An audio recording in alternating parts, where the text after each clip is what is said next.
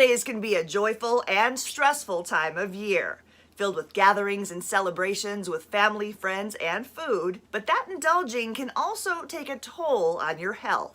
And here with tips to protect yourself while enjoying the season is Kaiser Permanente's Dr. Heidi Meyer. Welcome. Hi, Laura. Dr. Meyer, the last gift anyone wants to give or receive this holiday season is the flu.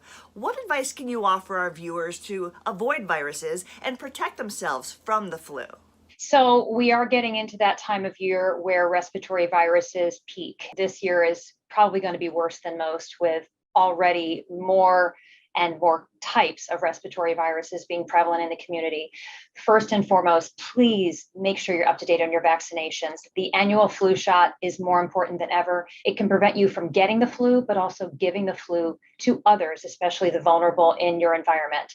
The bivalent COVID booster is also recommended for all adults, and that is available widely in the community and might keep you out of the hospital. And then let's also go back to common sense. So we learned so much in the pandemic about the fact that respiratory viruses really travel when we inhale and exhale air.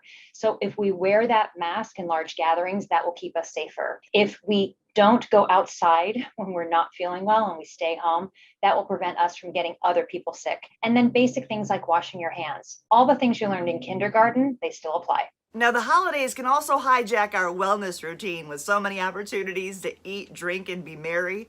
How can we celebrate and savor the season without sabotaging our health goals?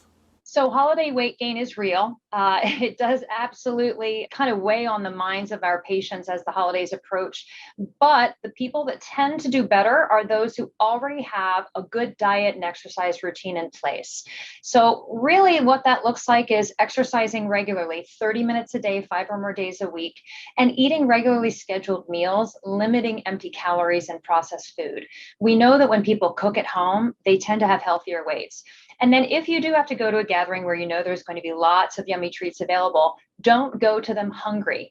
Get plenty of water the day that you're going. Choose non-alcoholic beverages while you're there, and then stick to the healthier things that might be lower in calories, such as the fresh vegetable plate or some fresh fruit. Now, for many, this time of year can trigger feelings of sadness and higher levels of depression. Can you offer any tips on how to beat the holiday blues? So seasonal depression and seasonal anxiety are a huge issue for many Americans, and this has only gotten worse since the pandemic. One of the things that you can do is make sure that you get enough sleep.